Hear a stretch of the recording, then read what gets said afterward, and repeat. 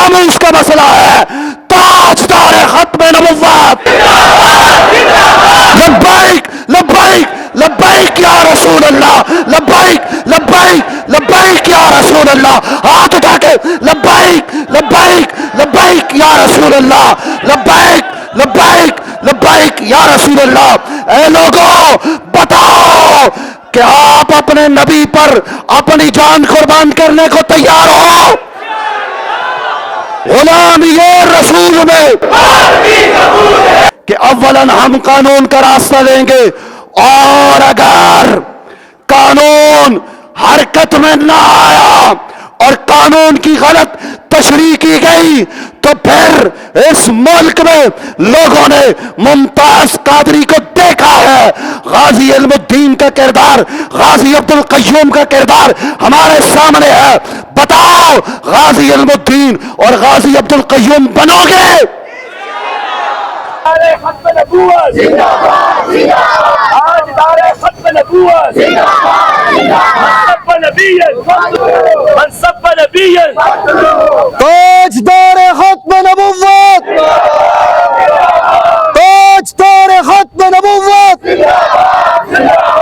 تاجدار ختم نبوت، من سب نبیا، من سب نبیا، من سب نبیا، گستاخ نبی کی ایک سزا،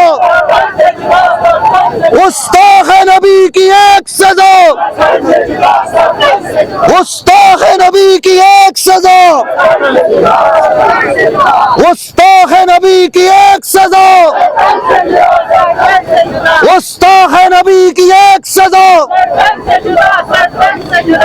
گستاخ نبی کی ایک سزا۔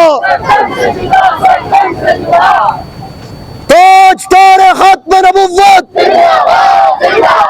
تاجدار ختم نبوت، تاجدار ختم نبوت، تاجدار ختم نبوت۔ سوچے یہ جو حالیہ کیس ہوا، سپریم کورٹ نے جو فیصلہ سنایا، یہ سراسر آئین پاکستان سے متصادم ہے، یہ غیر اسلامی ہے۔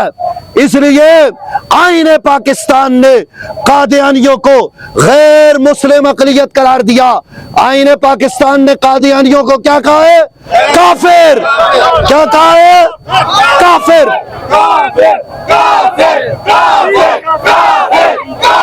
قادیانی کافر، قادیانی کافر، قادیانی کافر۔ کل اگر ہمیں سپریم کورٹ کی رجسٹری کے سامنے کراچی میں جانا پڑے تو جاؤ گے؟ ہاتھ اٹھا کے، جذباتی نہیں۔ اگر انتظامیہ گرفتار کرتی ہے تو ہوگے؟ اور ہم حکومت وقت سے عارضی حکومت ہے، میں اس سے اور پاکستان کی بیوروکریسی سے سب سے یہ مطالبہ کرتا ہوں کہ خدا کا واسطہ آئین پاکستان کو نہ چھیڑو۔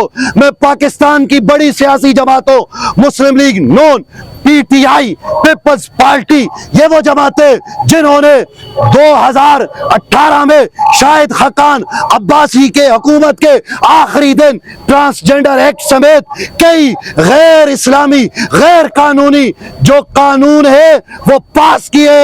اس سے باز آ جاؤ، یہ تمام اپنی مغربی آقاؤں کی دلالی چھوڑ کر مکین گنبد خضرا کی غلامی میں آ جاؤ۔ کیا یہ بات قبول ہے؟ غلامی رسول میں صرف قبول نہیں، گستاخ نبی کی ایک سزا۔ دو گستاخ نبی کو غیرت مسلم زندہ ہے، ہاتھ اٹھا کے۔ اور مٹنے کا جذبہ کل بھی تھا اور آج بھی ہے۔